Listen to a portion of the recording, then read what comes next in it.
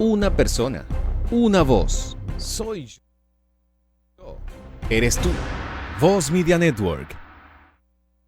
Tenemos hoy en estudio un amigo, un profesional, un hombre que lo distingo por su coherencia y me honro de poder llamarme su amiga, créanme que sí. Él es de la Dirección Central de la Fuerza del Pueblo, además de eso es un diplomático de carrera, excelente diplomático de carrera. Nos acompaña hoy y le damos la bienvenida a Eddie de Gracia. Un placer tenerte acá, Eddie. Muchas gracias, Nidia. Realmente me siento muy contento de estar de nuevo en tu espacio. Esa distinción, pues. Estrenándolo después que cambiamos espacio. Así es, pero muy bonito todo. Y yo me siento muy confortable de compartir estos espacios con usted. Eddie, no puedo no iniciar este conversatorio nuestro sin hablar del Congreso que se está llevando a cabo en tu partido. ¿Cómo va eso? ¿Ya están en cierre? ¿Qué ha sucedido hasta el momento? ¿Qué se está cocinando en la Fuerza del Pueblo? Sí, la Fuerza del Pueblo se encuentra de forma muy activa desarrollando su Congreso en esta primera etapa, que se trata de mesas temáticas donde se van a formalizar una serie de requerimientos importantes para adecuar al partido a nivel competitivo en sus estructuras dirigenciales a todos los niveles, desde un comité de base hasta la presidencia del partido. De manera que es muy esperanzador lo que se está desarrollando. Los compañeros están muy animados en la participación y haciendo sus propuestas rumbo luego a una segunda etapa de este Congreso que va a definir cuáles son las funciones específicas donde todos los compañeros van a participar para ser parte de cada una de las direcciones del partido. De manera que hay un ánimo, hay mucho entusiasmo por participar y eso pues es muy esperanzador. Eddie, cuando surge la Fuerza del Pueblo, nosotros recordamos que se hizo una especie de congreso también donde se hablaba de estas mesas temáticas. Esto incurre en que ustedes van a tener una nueva elección de los que van a dirigir cada una de esas secretarías, etcétera, etcétera, y los nuevos dirigentes que van a entrar, es posible, tanto al comité político, como le llaman ustedes, la dirección política, la dirección central, o se van a quedar la misma gente que cuando la formación del partido. Sí, fíjate, Nidia, como usted lo establece, en una primera etapa se desarrolló un congreso constitutivo. Todos recordamos la forma histórica como se fundó la Fuerza del Pueblo después de un desprendimiento que se produjo en el Partido de la Liberación Dominicana.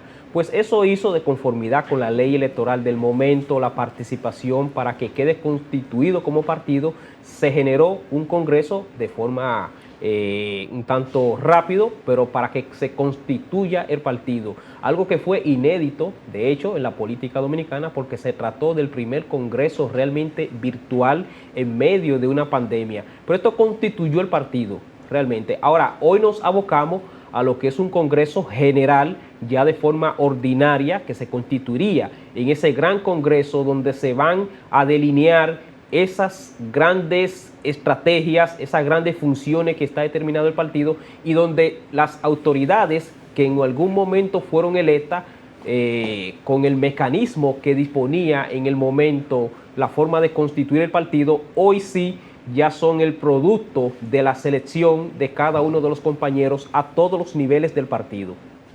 O sea que vamos a tener nuevas autoridades también en la Fuerza del Pueblo. Perdóname que te haga la comparación, pero es algo que se está dando también en el Partido de la Liberación Dominicana. Ellos están en su congreso para elección también de nuevas autoridades, pero en estas elecciones también se va a elegir nuevamente el presidente del partido. Cualquier compañero tiene la posibilidad de presentar su postulación a la presidencia del partido, porque es un partido que está abierto siempre a promover este nivel de participación y tenemos muchos compañeros con las cualidades y las condiciones para esa función. No obstante, en su gran mayoría, los dirigentes del partido que fuimos a fundar esta organización política, creemos, entendemos y así está concebido desde el punto de vista de la experiencia, que es una función que está muy determinada al presidente Fernández, Pero por supuesto, como se trata de un partido democrático, esto será llevado al seno del partido para que sea la militancia quien lo escoja. No obstante, hago mucho hincapié en este sentido, la mayoría de los dirigentes entendemos que en Leonel Fernández se expresa esa capacidad, esas condiciones extraordinarias que tiene por ese legado político y por su experiencia para seguir dirigiendo el partido. Entiendo perfectamente lo que nos acaba de decir Eddie, pero ¿tú no crees que también el tener una diversidad de personas que se postulan a estos cargos y sobre todo a la presidencia del partido, y cuando llegue el momento, dígase, en las elecciones para 2028, si es que de nuevo se postula el presidente Fernández, que si surgen otros candidatos que quieran también postularse y que esta competencia se dé dentro del partido, no es que hace que la política a lo interno, sobre todo los partidos políticos, tenga un mejor funcionamiento, no que todos piensen, bueno, se postuló el presidente y ya nadie más puede hacerlo. No, no se trata de que nadie puede hacerlo. Hemos identificado que hay muchos compañeros con las cualidades y de que el Congreso permite la inscripción de algún compañero que tenga la disposición de presentar su candidatura. Ahora, como se trata de un partido nuevo y que fue el producto de un desprendimiento de dirigentes que salieron a acompañar al presidente Fernández, a su alrededor se constituye en una amplia preferencia de que él siga dirigiendo el partido, pues él se constituye en el líder de la organización política. Eso sin reconocer que nuestro partido permite en todas sus estructuras, siempre que las posiciones se puedan debatir, se puedan conocer, se puedan presentar, sin dejar de entender que hay un liderazgo muy sólido dentro de la organización política que recae entre el presidente Fernández. Otra de las cosas que me gusta hablar contigo, tú sabes que me encanta decir las cosas como son y contigo puedo incluso permitírmelo porque tú no te echas para atrás ante ninguna pregunta. Sé que eres así, de verdad, Eddie, es extraordinario porque no todos los políticos tienen esta visión de que, ok, impón tu tema, di lo que tú quieras decir, pero jamás dejes una pregunta como en el aire sin contestar.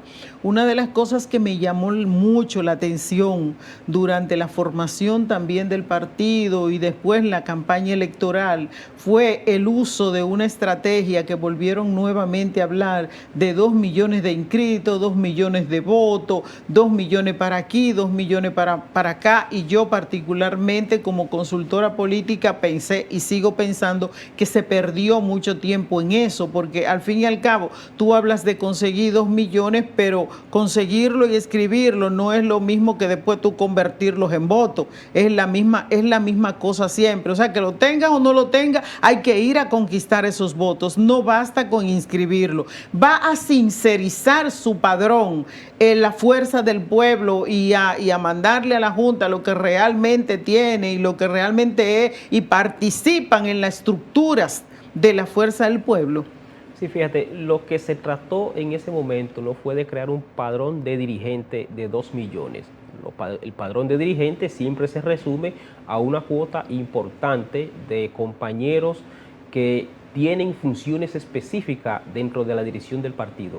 Ahora bien, en un sistema electoral como el que tenemos, donde todavía el sistema de partido gravita mucho en la sociedad, es importante que cada uno de los partidos de alguna forma fidelice su voto, y el método que se ha venido utilizando siempre es recoger esas firmas, recoger esa voluntad de personas a nivel nacional que tienen condiciones para votar, en este sentido que están en el padrón, que expresen que tienen la disposición de votar. Obviamente que eso no se garantiza en el hecho directo de tener 2 millones de votos. Si bien es cierto que se tienen inscritos, son personas que en un momento determinado señalaron su disposición de votar. Y en ese renglón fue donde nosotros pues nos concentramos en buscar esa voluntad y en el hecho también, porque era una forma de hacer conocer a la fuerza del pueblo. Cuando nos acercábamos a un votante, le decíamos que somos el partido de la fuerza del pueblo, fundado por Leonel Fernández, y que si se quería inscribir era una forma también de decirle, nosotros existimos, somos una opción y estamos aquí. Eddie, ¿está la Fuerza del Pueblo también dispuesta a adoptar la nueva forma de hacer política que hay y no mantenerse haciendo la vieja política como se hacía antes, sino que ahora hay que entender que las campañas se dan en aire, tierra y sobre todo en lo digital, que hay que ponerle mucha atención a esto y tener sobre todo una grandísima estructura digital junto a la estructura de territorio? Sí, por supuesto, la Fuerza del Pueblo ha venido aplicando una serie de modelos y alternativas modernas de producir campañas contemporáneas.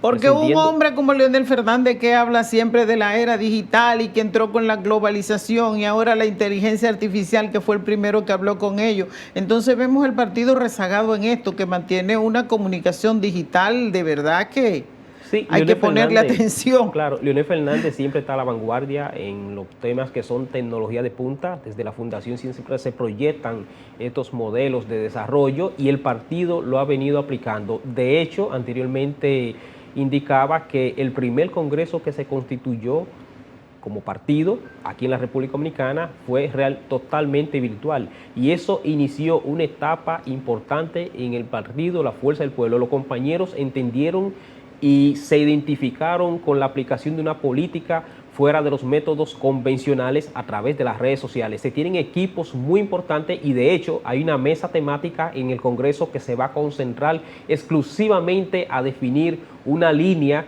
política dirigida específicamente a desarrollar una campaña electoral bajo los medios ya modernos, prescindiendo mucho de los medios tradicionales. Eddie, en estos momentos en República Dominicana, de verdad, tenemos mucha tela por donde cortar con lo que está sucediendo, qué reforma fiscal, qué cambio a la Constitución, qué problemas por aquí con esto, qué problemas en Cabo Rojo, qué es lo que sucede de verdad con el turismo, qué es lo que sucede en realidad también con la migración. Pero yo veo la Fuerza del Pueblo muy tranquila. ¿Dónde está la oposición que está haciendo la Fuerza del Pueblo con respecto a todo lo que hay en el caldero en estos momentos donde está muy caliente el escenario? La Fuerza del Pueblo está activa, está participando en su modelo de oposición. Nosotros también nos hemos constituido como un partido que cree en hacer una oposición constructiva, no destructiva. Rompemos con los esquemas tradicionales. De manera ¿Qué significa eso, Eddie? Constructiva, no destructiva. No voy a contestar lo que estás haciendo, voy a decirte lo que tienes que hacer según nosotros. No, no se trata de eso, se trata de... Porque esto se trata de contrastes. Claro. Esto es para contrastar, Eddie. Por supuesto. Lo que se trata es de ser la voz de una población, pero no solamente para generar críticas, sino que en la misma medida que nosotros pues identificamos el mal que se está produciendo desde el gobierno, en la misma medida hacemos propuestas que construyen también y coayudan en la democracia a producir gobiernos exitosos, porque en definitiva no buscamos que un gobierno quede mal para nosotros quedar bien y ganar las elecciones. Lo que se trata es de construir un país, de ayudar al gobierno a que las cosas salgan mejor, porque como sociedad nos beneficiamos. De manera que ante cualquier situación, y lo vimos precisamente, por ejemplo, con el proyecto de ley que se presentó en el Congreso, específicamente dirigido a la reforma fiscal, donde la Fuerza del Pueblo tuvo una participación importante a través de nuestro líder, el doctor Leonel Fernández, donde hizo propuestas constructivas de en cuál dirección tenía que dirigirse esta propuesta y que no sea necesariamente que perjudique a la población. Entonces, en ese sentido, la Fuerza del Pueblo ha venido participando y eso ha venido teniendo también una importancia para el electorado, porque no se trata solamente de decir lo negativo, sino de participar en todos los escenarios. Han cambiado el modo entonces de hacer oposición, porque recuerdo claramente que cuando se habló en el gobierno de Danilo de cambiar, de tocarle lo que sea a la Constitución, toda la Fuerza del Pueblo estuvo unificada con el PRM delante del Senado y también en las calles. Ahora la Constitución ya se cambió y no escuchamos nada Lo que pasa es, fíjate, este es un modelo también de hacer oposición muy propio del doctor Leonel Fernández, con ese nivel de prudencia que lo caracteriza, y de ese modo también siempre tiene una alternativa de conformidad con su experiencia en la política dominicana para hacer grandes propuestas trascendentales. De hecho, fue el político que le sugirió al gobierno retirar ese proyecto que de todas las formas era lesivo para el interés nacional, para los dominicanos y para los más pobres. De manera que en ese marco siempre el doctor Leonel Fernández lo está generando. Lo que ocurrió con la reforma a la Constitución es que ni siquiera el gobierno hizo participar a la clase política, a los partidos de oposición, a las clases sociales en un proyecto de reforma que se constituyó en un capricho del presidente Luis Abinader. De hecho, él anunció ese proyecto de reforma a través de su canal de WhatsApp, de una forma muy informal. Lo que no se produjo en el 2010, cuando el doctor Leonel Fernández produjo una reforma constitucional que duró 2 años discutiéndose con toda la clase política, las iglesias, los clubes, las juntas de vecinos, los partidos políticos, la clase política en general, discutiendo cada uno de estos puntos. Hoy tenemos una reforma constitucional que la mayoría del pueblo dominicano desconoce que se produjo, y que, aunque tiene una aprobación congresional, carece de legitimidad política, porque la población no fue parte de esa discusión. Señores, denos solamente unos minutos y vámonos arriba. Ustedes escucharon lo que dice Eddie de Gracia. Tenemos una constitución que fue cambiada, que nadie sabe, y lo dice él, ni siquiera la fuerza del pueblo, y tienen diputados y senadores, saben lo que sucedió ahí. Así es que desde ahí miren ustedes. Y la pregunta siguiente para cuando volvamos a Eddie de Gracia es: ¿qué es más importante defender para los partidos políticos, el país o la gente? No se vayan.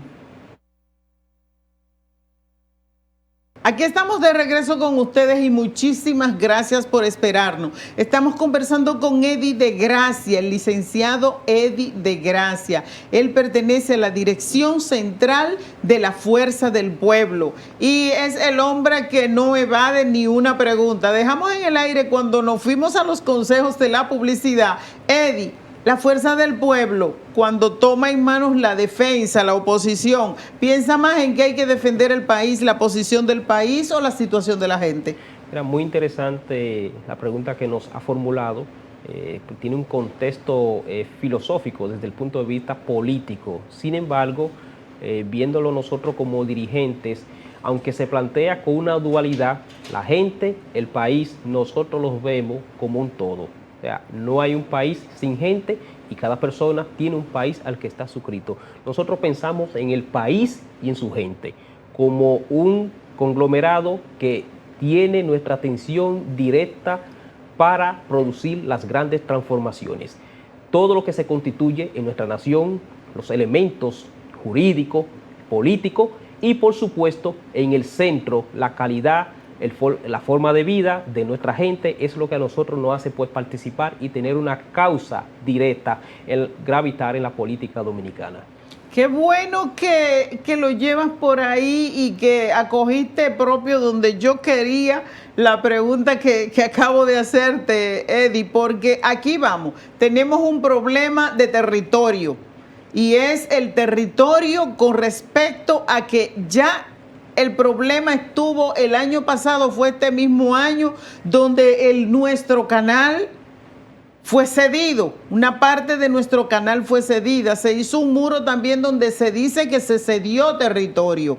¿Y qué es lo que está pasando, Eddie, con República Dominicana? Es que estos 248,000 kilómetros cuadrados son demasiados para nosotros tenerlos y manejarlos, que también se está cediendo el territorio que podríamos llamar así marítimo de la República Dominicana. Hay una controversia muy grande también con esto, ya pasada la del canal, porque al fin y al cabo los haitianos tomaron su pedazo como si fuese de ellos, no le importó la carta escrita ni los acuerdos que se habían hecho tantos años atrás, las capitulaciones.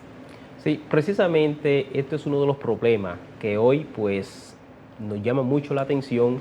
el hecho de que nosotros como partido Fuerza del Pueblo formalizamos y difundimos una campaña de oposición constructiva en favor de la calidad de vida de la gente, pero nos interesa sobremanera el territorio dominicano, nuestra soberanía, no ceder el territorio a países del área, no ceder nuestra condición de dominicanidad hacia otros intereses, y vemos que desde el gobierno de Luis Abinader se ha sido reiterativo en promover una política exterior de ceder territorio. Lo vimos en un primer momento cuando firmaron un acuerdo con el gobierno haitiano en la Cancillería Dominicana que permitió la construcción del canal sobre la base de que este no tenía ningún impacto. Posteriormente se retrataron, pero el documento está ahí físicamente y lo podemos ver. Eddie, hay muchas contradicciones en esto, declaraciones que da uno, declaraciones que da el otro, que se echan para atrás, que vuelven otra vez a la originalidad. La gente está confundida. Incluso nos llegan ya preguntas por acá. ¿Él puede aclararnos, por favor, qué es lo que pasa si ya cedimos un espacio en la frontera? ¿Qué es lo que pasa con nuestro mar? Que también es importante, porque la gente me habla aquí de que el canal de Panamá ha sido siempre utilizado a favor de ese país por todos los pasos que tienen ahí, los grandes cobros que se hacen a los barcos de mercancía, Eddie. Sí, por supuesto, y ahí es el punto donde vamos a llegar, que lo segundo que hizo fue, después del Río Masacre, fue crear una frontera en la margen de la República Dominicana, dentro del territorio dominicano, y los haitianos han entendido que ese territorio que quedó del lado de ellos es de ellos. Pero lo último, firmar un tratado internacional con los Países Bajos, donde en ninguna de sus cláusulas se remite a nuestra condición de país archipelágico, toda vez que la legislación dominicana, la Constitución de la República en su artículo 9, los tratados internacionales, el derecho internacional, la jurisprudencia proveniente del derecho marítimo sitúan a la República Dominicana entre uno de los países archipelágicos, como hay otros 23 en el mundo.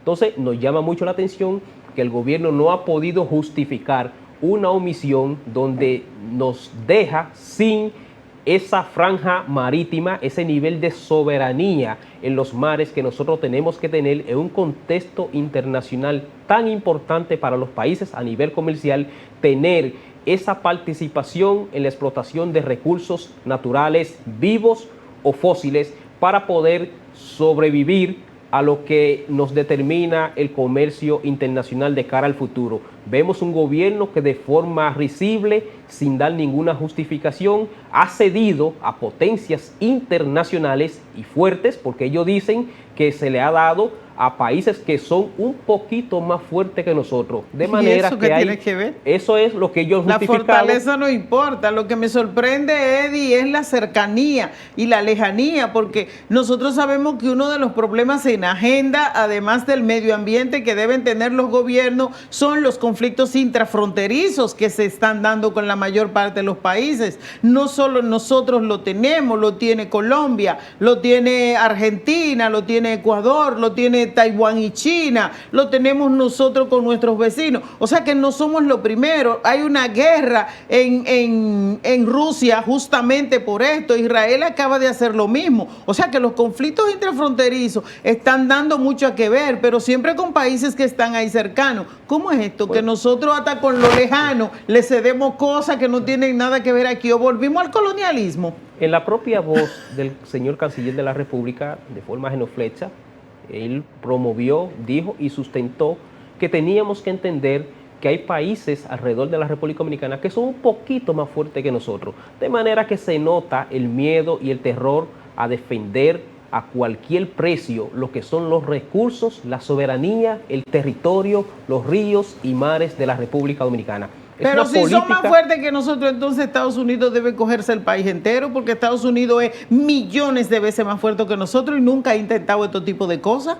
Eso es lo que lamentablemente han expresado las autoridades dominicanas de este momento, es el llamado que nosotros hacemos a readecuar una verdadera política exterior como la que se desarrolló en otros gobiernos. Pero lo que me llama atención, Eddie, es los derechos ¿La fortaleza importa o importan los derechos que tenemos nosotros sobre las delimitaciones que son nuestras, que nos pertenecen? Lo peor de todo es que después que suscribieron ese tratado internacional, lo hicieron conocer en el Tribunal Constitucional y con su mayoría aplastante se lo hicieron aprobar, y el propósito que tienen es llevarlo al Congreso, lo que nos va a dejar a nosotros, las autoridades que puedan llegar al gobierno después, incluso sin las condiciones a nivel internacional de nosotros poder retomar esos territorios, porque a nivel de lo que es un arbitraje internacional es la propia institucionalidad dominicana, el gobierno dominicano, quien está remitiendo esos territorios marítimos a otros países. Es una política dirigida a entregar la soberanía dominicana. O sea que no tiene que haber ningún arbitraje, porque voluntariamente la cosa, desde el momento que es voluntario no hay ningún tipo de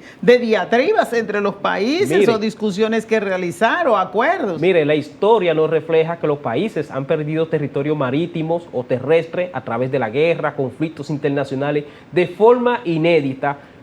El gobierno dominicano es quien se brinda a firmar un tratado internacional donde cede la soberanía sin ningún problema. Y lo peor de todo es que cuando el Tribunal Constitucional ratifica ese tratado, el mismo canciller de la República publica un Twitter, hoy X, vanagloriando esa acción y diciendo a buena hora, esto lo han hecho cuando se trataba de enajenar territorio dominicano.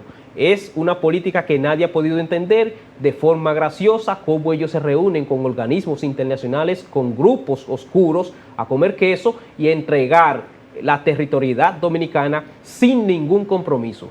Pero, Eddie, cuando tú haces estos tipos de cosas, generalmente se realiza un intercambio. Yo doy algo y obtengo algo. ¿Qué obtenemos nosotros con este acuerdo? Nada. Lo que obtenemos es que ellos tienen la forma graciosa de que esos grupos, ellos lo promueven en otros lugares, le brindan vino, comen queso, mientras la República Dominicana pierde el territorio marítimo que nunca en todas las batallas que hemos librado perdió. Y para que el pueblo dominicano se haga una idea, se trata de un territorio que sobrepasa el tamaño de la isla. 49,000 kilómetros cuadrados de territorio marítimo ha cedido la República Dominicana en perjuicio de nuestra soberanía. Señores, ustedes están escuchando, aquí yo lo decía, que en el caldero hay muchas cosas por las que hay que luchar y que los partidos políticos tienen que ponerse la pila. No es solo el problema de la migración, que bueno, no se sabe, y hay otro problema serio, Eddie, y es que yo acabo de ver un artículo en el que nos dicen que el 3% del PIB de República Dominicana en lo que son los intereses de las deudas que se han hecho en el 23-24, ya tenemos comprometido el 3.7 del PIB, de lo cual nos dice aquí que el proyecto de presupuesto para el próximo año se redujo el gasto de capital, de inversión pública, o sea, políticas públicas de cosas para resolverle problemas al pueblo, ya sean los servicios, etcétera, etcétera. Se redujo de 20,000 millones, 2.3 del PIB, la cifra más baja desde 1990, nos dice aquí Eddie de Gracia. Sí, lamentablemente ya se está configurando la realidad de un gobierno que de una forma desacertada, sin ninguna planificación, de forma graciosa, obtuvo todos los préstamos que podía obtener a nivel internacional de un país que tenía la solidez económica, porque por eso se lo prestaron a nivel de infraestructura, de su condición a nivel internacional en economía.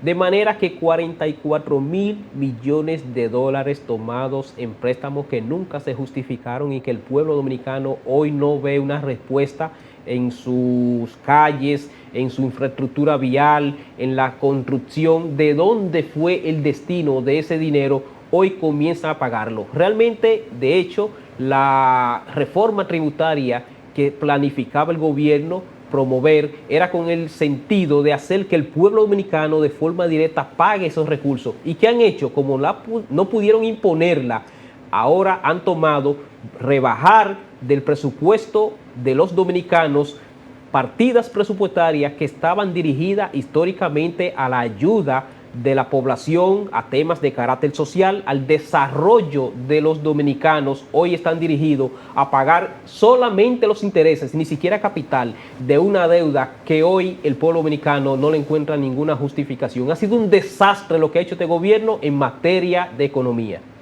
Nos dice aquí Eddie de Gracia, el economista Richard Medina, que los préstamos que se han realizado hasta ahora por este gobierno han traído a la canasta del presupuesto un aumento de 34.679 millones de pagos de intereses de la deuda. Eso son solo el pago de intereses de la deuda. O sea, un 3.7 del PIB de la República Dominicana está para intereses de la deuda, no pago de la deuda, porque vamos a seguir debiendo. Entonces, los ingresos estimados corrientes, si es que entran esos ingresos, y esto nos hace entrar, Eddie, en uno de los 10 países con mayor carga de intereses del mundo. Así es, eso se va a reflejar de forma directa en una disminución de la calidad de vida, ya que esto tiene un impacto en la educación, en la salud, en la infraestructura vial, en el desarrollo, en la tecnología, en la alimentación, en la seguridad alimentaria y una cantidad de proyectos que estaban planificados para el desarrollo de la República Dominicana, lo que se traduce en una disminución real de la República Dominicana en términos de inversión a los dominicanos. Hoy se destinan exclusivamente a pagar intereses, no capital de la deuda. Pero que tenemos aquí otro problema también, nos dice este gran economista, porque Richard es muy buen economista. Nos dice también él que por los problemas también de todos estos préstamos, otras razones que ya no contaremos con los ingresos extraordinarios del pago de la empresa de Aerodón, porque ahí se hizo un acuerdo en el aeropuerto también, al igual que la Constitución, desconocido, pero que a nosotros nos va a tocar amortizar el pago de impuestos adelantados del 23 y del 24. Así es. O sea que la reforma fiscal que se estaba proyectando era para hacernos pagar ese 3% de déficit fiscal por todos los préstamos que se hicieron, que se ha creado. Sí, por supuesto, ese era uno de los mayores inconvenientes y el gobierno de alguna forma también lo señaló, que la carga de los préstamos, los intereses que se tenían que comenzar a pagar a partir de este año, era lo que de alguna forma también hacía prácticamente poco manejable la economía dominicana y que eso justificaba la reforma tributaria, de manera que el propósito era dirigirle de forma directa la carga de del tema de los préstamos internacionales e intereses al pueblo dominicano de forma totalmente directa. Como no pudieron desarrollar el plan, ahora lo que se hace es que se disminuye el gasto público dirigido específicamente al pueblo dominicano en temas de desarrollo y en cada una de las vertientes necesarias para la inversión, salud, educación, vivienda, transporte e infraestructura, para pagar las deudas que no pudieron cargarse de forma directa a los dominicanos. De manera que, aunque el pueblo no se le puso a nivel impositivo, hoy la tiene que pagar con una disminución de la calidad de vida. El pueblo siempre paga. Nos dice también Richard aquí que los bajos niveles de inversión que vamos a tener en obras, en políticas públicas, también afectarán el crecimiento presente y a largo plazo de la economía de la República Dominicana. O sea que ya se va a acabar ese festival de que la economía creció 3, creció 4, creció 5. Señores, no se vayan de ahí, que estos temas son súper interesantes y de interés de cada uno de nosotros, porque eso tiene que ver con el buen vivir de nosotros. Y esto quiere decir que si tenemos problemas ahora en salud, Eddie de Gracia, lo vamos a tener peores. Si tenemos problemas en lo que vamos al supermercado, lo vamos a tener peores. Si tenemos problemas en cualquiera de estos índices educativos también que tenemos, esto se va a empeorar. No se vayan de ahí, no queremos ser de mal agüero, pero en unos momentos seguimos con Eddie de Gracia. Gracias. Gracias por la dispensa que nos dan de poder pasar esos consejos comerciales que ustedes saben que es lo que nos mantiene en el aire. Y créanme, esto es de un gran interés para cada uno de nosotros y qué bueno que está acá Eddie de Gracia para decirnos a nosotros cuál es su visión y al mismo tiempo cuál es la de su partido, la Fuerza del Pueblo. Eddie, tenemos un problema real. ¿En qué vamos a ver nosotros, los consumidores, los ciudadanos, todo esto que está sucediendo de ese 3% del PIB que se va a ir de las manos de nosotros? ¿Cómo nos la van a hacer pagar? ¿Cómo nos la van a cobrar? ¿Dónde se reflejará esto para que podamos estar atentos los ciudadanos? ¿Qué nos va a cambiar? Bueno, lamentablemente esa política dirigida al endeudamiento y hoy se sinceriza con los pagos drástico que tiene que obedecer el gobierno dominicano, el país a nivel internacional con respecto a los intereses, no necesariamente al pago del capital de esa deuda de más de 44.000 millones de dólares tomado de forma alegre, sin ninguna justificación y que hoy no tiene ningún resultado más que la deuda colocada. Pero eso se va necesariamente a ver dirigido en una disminución de la calidad de vida, toda vez que temas como la educación, la salud, la vivienda, recreación, construcción, desarrollo e infraestructura vial, entre otros temas que tienen un gran impacto en el desarrollo de los dominicanos, van a ser disminuidos, que era lo que precisamente quería el gobierno con la reforma tributaria, cargar de forma directa esto al pueblo dominicano, pero se lo está cargando también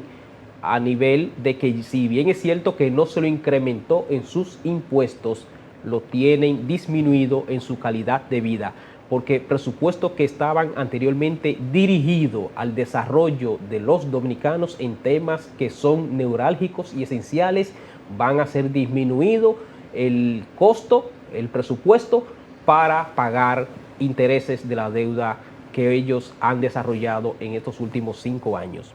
Adiós a ciertos tipos de políticas públicas, entonces.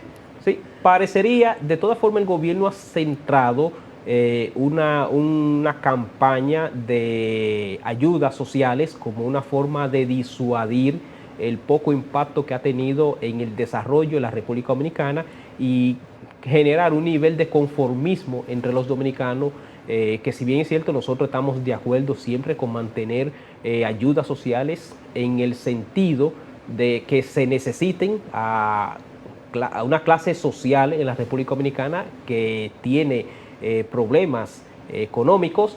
El gobierno lo ha hecho con un propósito político, con una razón politiquera.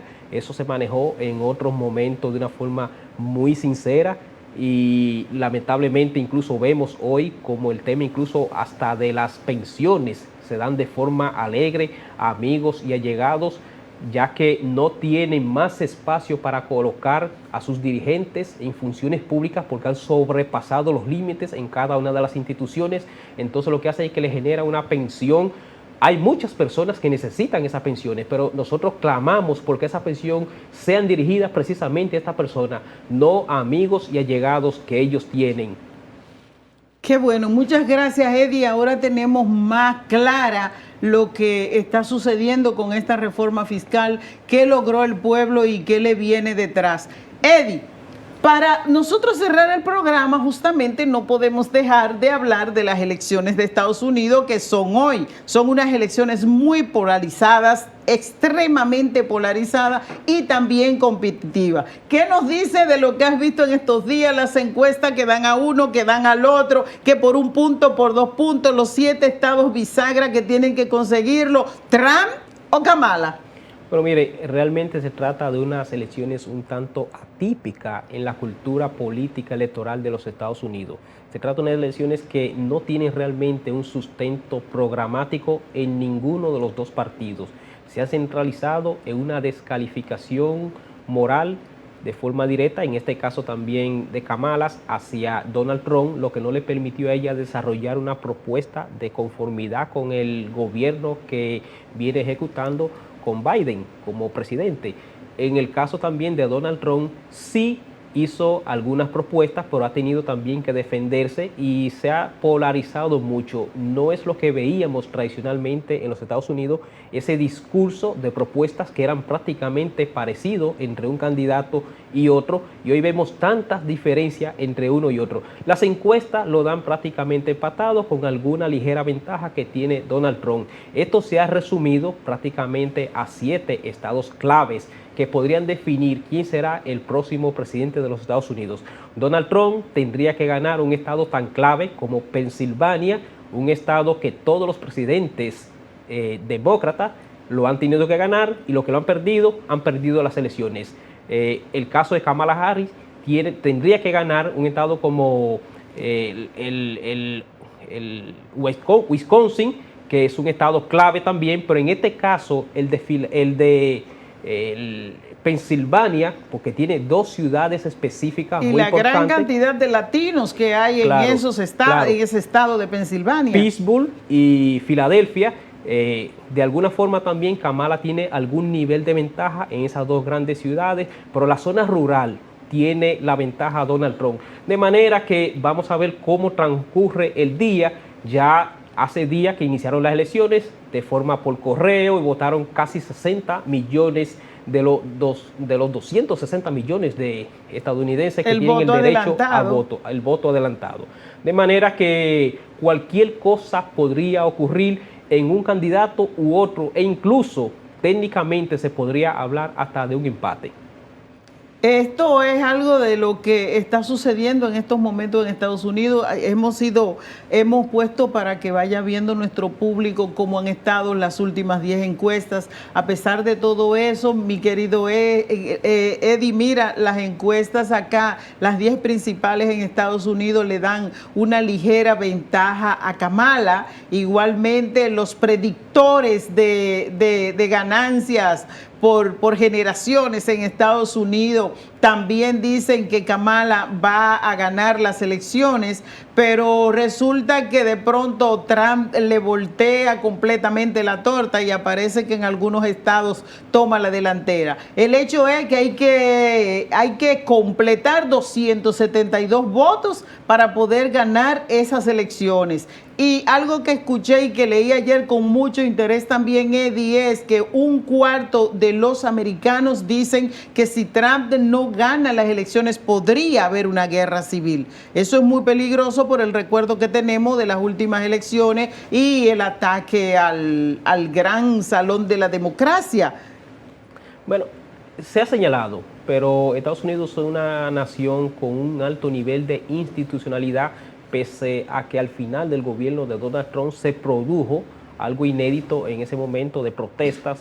Yo no creo también que podría llegar a ese nivel de una guerra como se produjo, una guerra civil, como históricamente sí se produjo en una ocasión en los Estados Unidos, porque hay instituciones y hay un reglamento que determina cuál sería la condición en caso de que queden empate. Esto se resume obviamente a un nivel muy complejo de la forma de cómo se eligen presidentes en los Estados Unidos.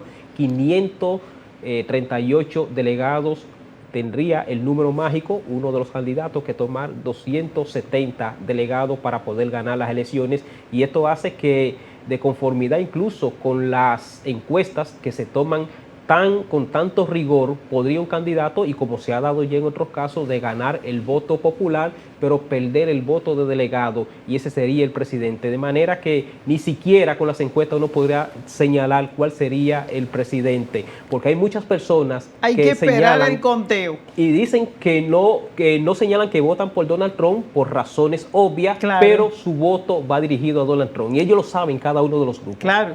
Señores, y así van las cosas en República Dominicana. En las elecciones de los Estados Unidos hemos escuchado las opiniones, lo que piensa Eddie de Gracia con respecto a diferentes temas del país, y les damos las gracias por estar ahí y que se mantengan en nuestras redes sociales, porque ahí les estaremos informando cómo van realmente las elecciones, y esperemos, como dice Eddie, que todo se desarrolle con una gran normalidad, porque la misma Constitución, las mismas leyes americanas nos dan todos los insumos y le dan todas las herramientas en caso de que suceda este empate. Así que a ustedes muchas gracias por haber estado ahí con nosotros. Eddie, nuevamente te doy las gracias por estar siempre disponible para nosotros. A ustedes tengan un buen resto del día. Nos vemos las próximas semanas, si Dios lo permite.